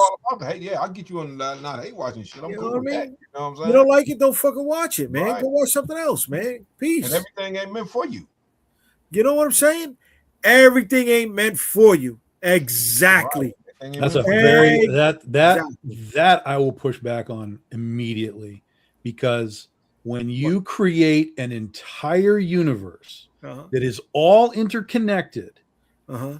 everything is for everyone at that point. Because It's impossible if to you- make everything. because for everyone. I disagree if with you on that. make All day. something, It's if impossible. you make it, well, I agree, but you can't have the argument of, oh, that's not for you, that's for somebody else. But it connects directly into every other fucking thing that you're talking about. It's just So like if you're, comic show, so right? if you're going to tell me, but then I'm not saying there are people who tell you this. Uh-huh. It's not for you, right? But then don't make it connected to everything else that you're fucking doing. Because then if I go and watch the next movie that is for me, Uh-huh. I'm missing a piece of the story. Oh yeah, they Right? definitely. Do you know what I mean? but- You know what I mean? So I push back on that argument. I understand the thought process behind it. Okay. But All right. Let but me when it's refine a that. Let me refine standalone this. thing, I'm like, yeah, it's a standalone thing. But you can't be like, hey, you need to watch She-Hulk, the TV show, and Daredevil, the TV show, But that's to their problem, understand not what, our problem. to understand what they're doing in whatever. But that's what I'm saying. If you're gonna tell me I have to watch it to understand it, I'm gonna watch it. I'm gonna tell you if it's shit. Uh-huh. That's, Sure, that's yeah, that's all what- there's gonna Okay, be. I'm gonna watch it. I'm gonna tell you it was shit. Yeah. Was the She-Hulk show shit? Yes. Sorry, it was. But And again, I was- like I said, everything ain't for everybody. Because I thought the show was fun as fuck. right. No, everything ain't for everybody because the crypto cartoon that had The Rock doing the voice and Kevin Hart. That's not for everybody. That wasn't for me. I Yeah, didn't I watch couldn't it. do the dog, buddy. The Superman, I couldn't do the dog, son. You know, no, that's not for me. That's not for me. You know, I'm not gonna get down with it. But then I don't know, man. Black Panther 2 as opposed to Black Panther 1. Black Panther 2 wasn't there, man. Sure, It wasn't I there. agree. Yeah. When you got your lead being outacted by the other 3 supporting women in the cast, something is wrong there, man. Well, the thing You is put, that you again, put your money in know, the wrong basket, man. right. My thing is, You did. even with that right there, though, man, is this. Look, that's where a situation happened. Look, I think Chadwick Boseman was the man. I've seen him in a whole bunch of other shit besides that. But Okay. at the end of the day, it's a franchise, dog. Right. But Right. even You know but his brother was saying they should have recasted it. Yeah, they should have recast him. It's a whole. Right, They had a but whole see, they I got a like- whole bunch of I good like guys too. I like Letitia Wright in the first one, but she can't carry a film. Hell no, you You right. got these are things you got to understand. Homegirl can't carry a film, man. You can't. Look, your boy Dimson Idris, my man. You ever watch? You guys ever watch Snowfall? Yeah. Man, Snowfall was a motherfucker, buddy. And he definitely could. That rumor is that he's gonna be the next one, right? But he could have carried that Black Panther franchise like a mug for sure. I don't know. I mean, dude, even Winston Duke outacted Letitia Wright in Black Panther 2, man. Come God. on. But so yes, sometimes they are jaded. All right. Secret Invasion, no, it wasn't. It wasn't there. But the Kamala Khan Ms. Marvel, it was nice. It was cute. But yes, It was fun, too, yeah. it's not for everybody. It's not for everybody. Right. Right? They put it out there. Did my niece like seeing a female lead who went through the whole Spider-Man growth pattern of a young superhero? She got down with that. Could I associate? Can I? No, but did I see the parallels between that and Spider-Man? And I could get down with that? Yes. Was Captain America and the Winter Soldier or Falcon and the Winter Soldier a good series? No, man. But that was one of those things where it was, like I said, it was caught between COVID and the writer's strike. Right. And halfway through, they rewrote the son of a bitch. Sure. You know, so that's why we got the garbage that we got. And the same thing could be said with almost every major IP. Star Trek, Star Wars, Star None, fucking Spaceballs coming back, who knows? History of the World TV show was fucking shit. I want to know what Star Nun is. What's Star Nun? I need to know more about Star Nun. It's a shitty ride in Coney Island. The oldest roller coaster in Coney Island. They put a little paint on it and said, "Yeah, this is it." I'm like, "No, it's still the same old fucking roller coaster in Coney Island." Like, talking about Friday, you brought up you like the Batman animated series, not the Batman animated series. Batman, yeah. The Batman. Yeah, that was cool. I like that series too. There was a series of a Superman series that came out by Ruby Spears in the 80s. Sure. Right? Where you had a small little button at the end of it that showed Superman as a toddler. I love that series. That went nowhere. I think it was ahead of its time. Signs on that, Animation wise, Jude, that to me, that damn Funimation Batman series back in the 70s, that animation was gorgeous. Okay. Yeah, that shit was off the chain, animation wise, man. You know, but I mean, still had Batmite in there. Calderon likes the Kirby. Only the mouth moves. Cartoons, right? Crazy. That's not for everybody. That's not for everybody. Love for everyone. I love those. Though. Listen, God bless them. When I remember, I saw them on reruns on the USA channel, and I was like, "Oh my God, what is this?" For the first time, right? What? Where the hell were you at? Rosario's new here. He's new here. What planet was you living on, Rosario? Yeah, man. Rosario never even saw Laser Blast until we came. Oh, hell yeah. He ain't getting no laser blast. Yeah, for sure. But not everything is for everybody. Not everything. Right? But yeah, but you also have to be really careful with that. Sure. Because when you tell an audience this isn't for you, fair. They're not showing up the next time. Hence the Marvels. Because dudes were told Captain Marvel is not for you. So if you have complaints, it's not for you. And then when the Marvels tanked, those same people were like, well, where are the dudes? The dudes aren't watching this movie. It's because we got told it's not for us. But I liked it. That's fine. That's fine. I'm just saying as a generalization. But I liked it. The one thing is just funny, man, because one thing what I can say I hate is, you know, a lot of these fucking a lot of these internet guys, man. I can stand these motherfuckers, man. Of course. Well, you have to understand that the internet is all performative. You really have to performative. That's my point. But it damages shit though, man. And so I'll just be like, look, it does damage. It does damage. Right. You're an influencer, right? Your click, your title has just turned somebody else off of something. Like I'll give you an example. A guy who I can't stand. Dude, that Star Wars Theory motherfucker, dude, I want to kick his ass. Cause that dude, man, he talks so much bullshit. I'm like, hey, man, dude, look. I'm like, dude, stop fellatiating George Lucas. The motherfucker ain't a genius. Okay? He hit a good lick. I like the lick he hit, but then later on, he had 3 other things. Hey, buddy, you ain't nothing to write home about, Jack. Listen, so it was his wife that told the good story. Right, his wife is the one who saved that fucking first one. And then he got good directors for the second and third one. But after that, when he was doing that shit himself, hell to the fucking no. Right. Yeah. Right. But again, you know, it's revisionist history is, oh, well, you know, that's what I grew up with. You know, no, that shit was bad, dude. Call a spade a spade. Right. Wonder Woman 84. That was bad. Call that a was spade. Bad. That was bad. I'm sorry. It was bad. It was bad. Oh my God. Whenever you got Pedro Pascal without a mustache, don't watch it. Yeah, for real, ain't worth it, right? If he ain't get his head crushed by a mountain, or he ain't walk around blasting nothing with a helmet on. Don't watch it. That means that they forced him to do something. So what else did they force the rest of the cast to do? Right. So all right, Jay, you got it all out now? No. Hey man, I like when Jay shares, son. There you go. See, I told you I bring the deep questions when I bring them. Oh yeah, for sure. Is all right. What's funny is I'm, you know, as always, I'm of two minds. Is there? I don't feel fatigued. What I'm fatigued of is like what everybody else is fatigued of. Bad stories. Yes. Right. Doesn't matter if it's superhero. It doesn't matter what it is. It can be anything. As long as the story's bad, who gives a shit? I don't want to watch it anyway. Right. Hellboy 4. Yes. You don't know what you're that was bad. That was bad. That was awesome. That was an awesome movie, man. You don't even know that was bad. I ain't seen it yet, bro. And I completely disagree with you. I completely disagree with you about Ragnarok. Because Thor: Love and Thunder, excuse me. Yeah. We disagree with you because Russell Crowe as Zeus was incredible. Bro, he's an Australian dude playing like a Greek guy, but giving an Italian accent. He didn't fucking take any direction, bro. Come on. I'm telling you, that's the guy who serves me bagels almost every weekend.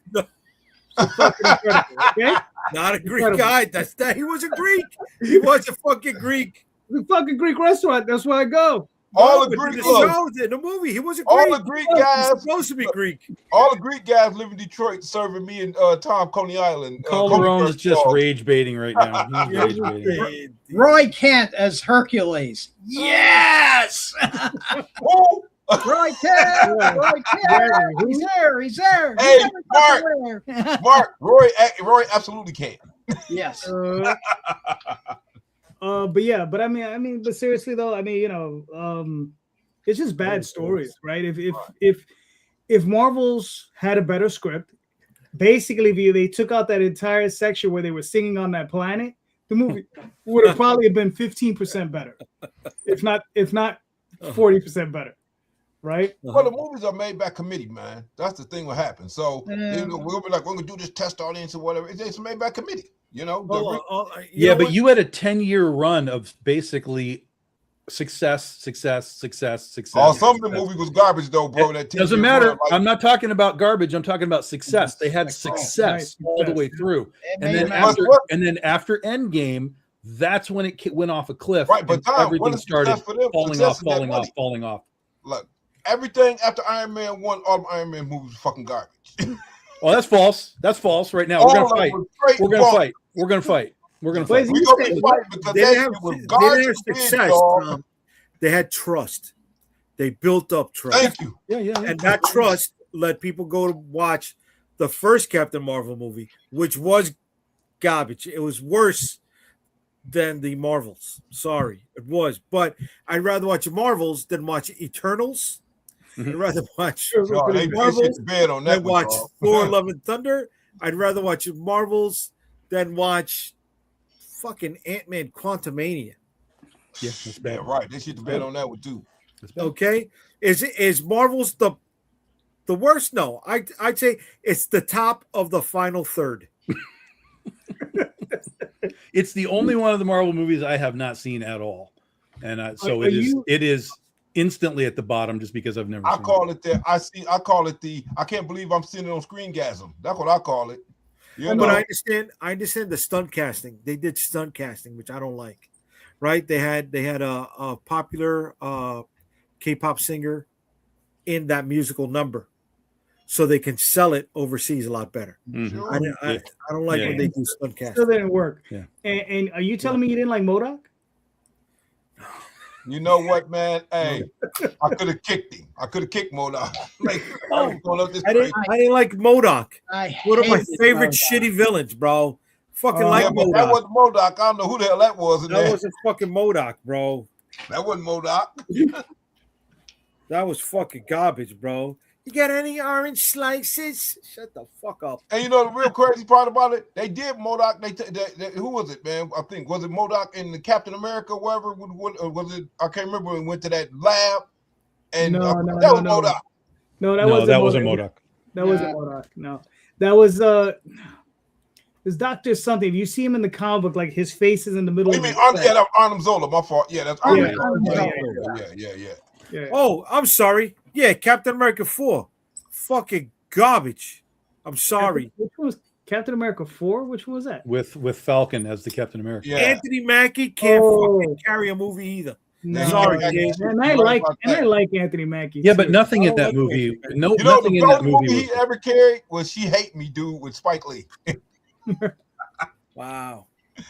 That's the one dude. He's impregnating all the chicks because he had no money. He got fired from his day job. Yeah. I don't remember that. I didn't see that. It was crazy. That movie was nuts, man. Yeah, no. Forget Anthony Mackie. Cash the check. Cash my fucking ass. Get a fucking new star for the fucking movie, bro. Again, bro, they had to get safe stars though, bro. That's what it comes down to. Good, Anthony Mackie. But he's not a safe star. They got to worry about him saying no controversial shit outside of here because he happened to pick that check up, son. Bro, I'd rather have seen Carl Lumley do more of the Patriot or the first Captain America. Yeah. Than what he did in there, right? I want to see the scenes where you cut out the kid who was Carl Lumley's grandson. Give me that. Right. Come on, man.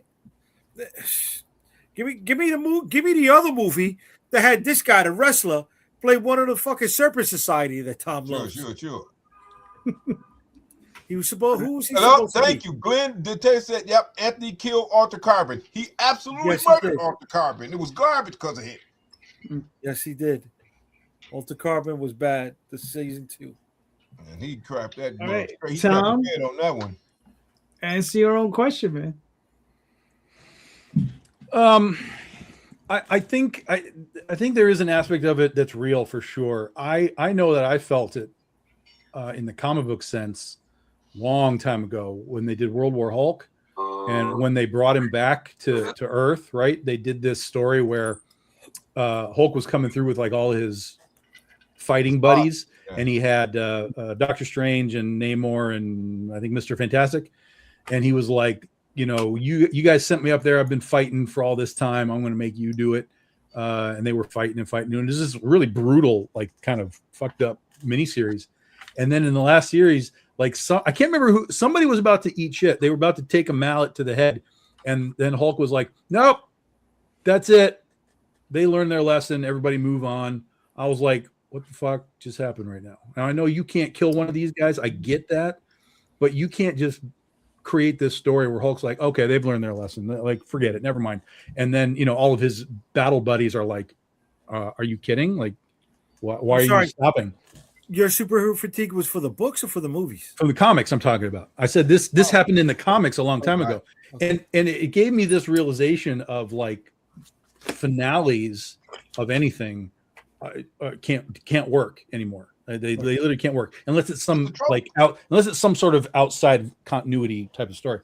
And so that World War Hulk thing really threw me off, and I kind of started moving out of Marvel and DC comics like quite a bit.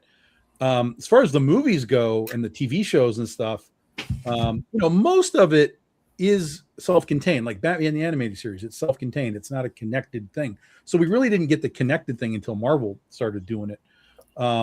And like I said, it worked all the way through. It worked all the way through to Endgame. You can't deny it. I don't care whether you liked a movie or not. It was all successful in the populace's mind. Sure, it was all successful, and then it went off a cliff.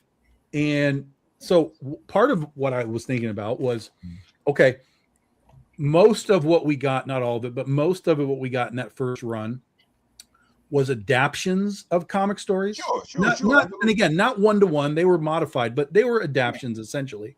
So people were getting adaptions of stories and they were like, yeah. And then after Endgame, we got a whole bunch of stuff that really wasn't based on much of anything. Right. So like a bunch of one-shots. Right. So my first thought process started to be like, okay, is the superhero fatigue happening because we're not adapting something like that people know? Or is it literally just superhero fatigue? Like, well, we've had enough of this for right now.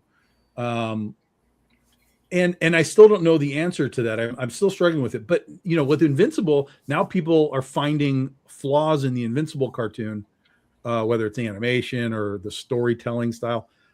Just after the last year, they were just like, oh my God, this is blah, blah, blah, blah. And now they're immediately like, no, this is now terrible. I'm like, Jesus Christ. So maybe we're jaded.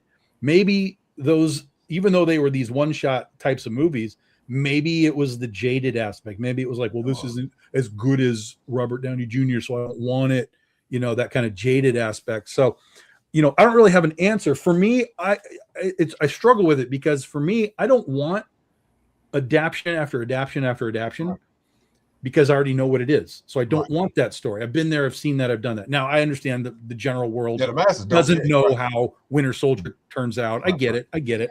But for me, I didn't want adaptions. But then when we did get new stories, they weren't working. So that comes back to what we talked about. Like they just weren't good enough. They just weren't ready. They weren't cooked enough. We didn't get a good enough thing at the end of Endgame. And that's possible too. So I kind of exist sort of in this weird middle ground of fatigue and jaded. But I have still like this hope of like, at some point we're going to get somewhere to sort of break through the malaise of it all. And then, you know, like when Deadpool and Wolverine came out, it was wildly successful, but it was wildly successful because they did something they hadn't done before, which is bring in Wolverine, right? I mean, that just changes the dynamic of the whole thing. That's why these Avenger movies are going to be crazy because the whole all the people are coming back. But then You also know. too, right there, they brought in Wolverine, and then they're like, "Oh, we're gonna put some Blade in here. We're gonna put some whatever in there." You know, Blade Yeah, was that's super what I'm popular saying. when They started brought doing in that these thing, characters that didn't exist in the Marvel thing Right. before. So it wasn't that it was necessarily like a great movie. I liked it. I had fun with it, but it wasn't like a great movie. But they were doing things that we hadn't seen before. Same with that Spider-Man. They were like, "Oh, let's bring all the Spider-Mans in." Right. Okay, here's and all the villains too. So here's something that we haven't done before. We're collecting all this stuff and doing it. So you get kind of a it's fine, but you get the big sort of, oh my god, all the guys are here, and that's why the Avengers movies are going to work. But that doesn't necessarily make them good. You're now just tapping the vein of nostalgia, right? You're just like, how do we get the nostalgia money out of people in these films? Superhero fatigue is how I discovered Big Dog Inc. Back in the day, I was like, man, I'm so sick of this stuff. It ain't funny. And then so I started seeing Nia stuff, and then I saw Nia at a convention with you one time. I was like, oh man, this is whatever. So I started buying your stuff because I was tired of superheroes. Sure, yeah. At the end of the day. Yeah, but for me, like my superhero fatigue, like people ask me all the time, what's your favorite book to write? It's Critter, and that's superheroes.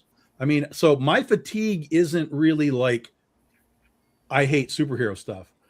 I think it's more directed to specific problems, like we've been talking about in this thing. It's just specific problems are sort of lurking all the time, and Hollywood kind of latches into those problems that I have, and then I'm just kind of like, I just kind of fall out of it, and I'm just not interested.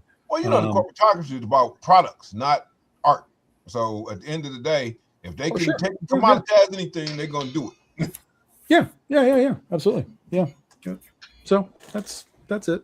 Right. All right, cool. All right, I got a quick softball before we lock up shop, as they say. Give me 2 examples of a mainstream book that you really enjoy, like Marvel, DC, superhero stuff, and 2 indie books. Now, what I'm looking for is complete stories, right? So as an example, Craven's Last Hunt, right? Like as an example. So if you got 2 of those and 2 for indie, you know, and I think Mark Dooley, you're up. Okay, well, on the indie book end, just about anything Terry Moore does nowadays. The Strangers in Paradise. They're when I'm doing my comics list, that's the first thing I start looking for. I don't do a lot of pamphlet comics anymore, but his stuff is absolutely worth the time and the money to put in. And anything from Abstract Studios is gold to me.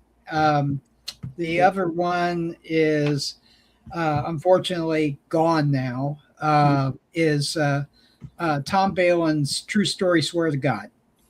And he pretty much was my inspiration to do the actual semi-true adventures of Mark and Dee, because it was autobiographical in nature. It told a real story about how he met his wife, and sadly that book came to an end because they got a divorce.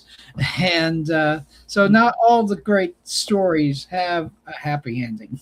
So as far as the mainstream,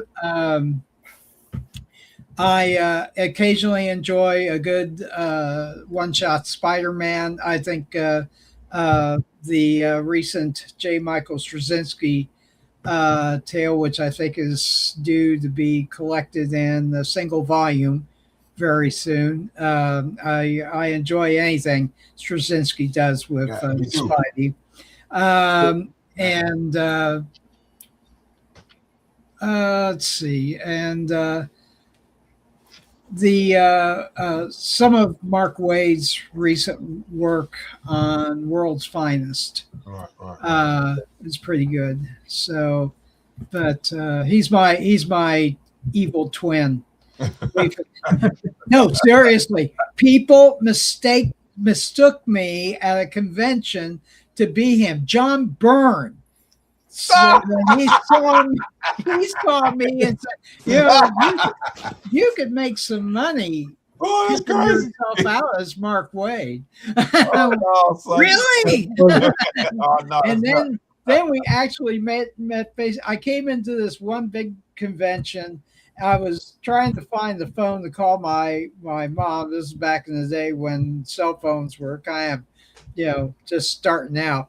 And the convention people came up to me. Mark was the guest of honor, and they said, "Oh, we are so glad to see you. We'll take you over to your table and stuff." And I'm like, "What is going on?" And they were taking me right over to his table, which was set up right there at the admission booth. I'm going, "Wait a minute, you guys think I'm Mark Wade, don't you?" And they all looked at me and went, "Oh my God." Holy crap. Well, that came in handy because I'm a friend of Tony Isabella. And we have a contact every now and then. And he was at that convention and he was helping put on the roast they were going to do for Mark. And he wanted me to show up as his evil devilish son, little Marky. So I came in. This was at a time when Mark was getting ready to move to Florida because he signed a deal with that one comic series. What I forget. Was it Cross Gen, Mark? Yeah, Cross Gen. Yeah. And he was getting ready to move, and so Tony called me up, and I come right up there, and I put my arm around him, and I go, "Hello, Daddy. I love you. Take me to Florida with you." And at this point, Mark is like making a noose out of his microphone cord. So, that's nuts. Oh, that was gold. Right. Oh man, that's great. So, Mr. Dudley, what are your thoughts on the question? Man, all right. So that when Thor was resurrected, when he had his series due when they were in Boston, Oklahoma. Yeah, that was hilarious. I love that series, man, because I'm a big Oliver Coipel fan, and I thought the series had it felt like there was some shadow. It felt like there was some shadows of the 80s in there, or of 80s Thor. Yeah, right. So I like that a lot. Right now, though, man, the indie stuff I'm reading that I like a lot. I'm reading this book by Lulo Latapati, man. It's an image book called Peppers. Ghost Pepper. Ghost Pepper. There you go. Ghost Pepper is sweet, nut, and also, I'm a huge Finch fan. Finch, I like to Mark Finch, one of my buddies, right? Dave Finch, man, he's doing this book called Skin Breakers with Rob Kirkman. That mother's right? So those are the two indies, and then, like I said, that Thor, and also I like the Oliver Coipel when Moreland with Spider-Man they talk about the totems. I like that a lot too. All right, cool. Tom, what are your thoughts? So Marvel stuff, the only things that really kind of truly stuck with me over the years are I remember when the Mutant Massacre happened with the X-Men stuff. Right, yeah. Like that was just so out of the blue. I was like, God damn, what just happened? So I've always loved going back to that. And then similarly, as that story progressed along, you ended up with Inferno at the end of that years later. So they kind of tie together. So Mutant Massacre and Inferno are my little like segments of a story that I dig on from the big two. And then from the indie stuff, I've talked about a lot of stuff that I like indie, so I'll go kind of a little bit outside my normal box. I like the first League of Extraordinary Gentlemen Alan Moore's book. I like the first one a lot. It's really good. And then Brian K. Vaughan does a book called Pride of Baghdad, which is a fantastic book as well. So, yeah. Cool. Jay, what do you think? Yeah. Wow. I'm torn between an arc and an event, right? Because Tom brought up the Mutant Massacre thing, and it's like I remember one year, Marvel Annuals did the Evolutionary War. Yeah, that was dope. Yeah, right. Yeah. And what I liked about the Evolutionary War was that's when they were going through like the reset, or they were testing out the new costumes for heroes, or they had the sidekicks, right? The seconds taking over. So you had Captain America, the US agent costume. You had, stuff like that. And then I want to go to a section in Captain America called Streets of Poison. And that was the first time that they ever thought of utilizing the serum as a drug. Yeah, I saw that. That was pretty cool. And Captain America wanted it exorcised from his body, and it got combined with a drug that the Kingpin had going on. So it had all these layers, and then you had Ron Lim doing the Daredevil Gallery, Kingpin Bullseye, going up against Captain America stuff. So that was a nice storyline. I think that was a summer event, but only in Captain America when they went bi-weekly. Right. When it comes to indie stuff, going to like one of my go-tos, and Matt Wagner's Mage, The Hero Defined. Oh yeah, right? That's okay. And then I want to go to Bone. Right. There was a section in Bone. Yes. We were building up to the Great Cow Race. Yes. And in the Cow Race arc was just like, right? It was off the fucking wall. You had an old lady racing cows, racing all these things, right? And it was like, none of this should fucking work at all. But they have been building it up for so long that I want to see how this plays out. Right. Great Cow Race in Bone. There you go. There you go. Yeah. All right, cool. For myself, I got Avengers Forever by Kurt Busiek and Carlos Pacheco. Yeah, I'm a big Carlos Pacheco dude. Yeah, I love it. A lot of unfulfilled promises in that storyline. Yeah. Planetary by Warren Ellis. Yeah, that was dope too. Yeah. And then for the indies, I got Lock and Key. Okay. That book, when I first read it, freaked me out.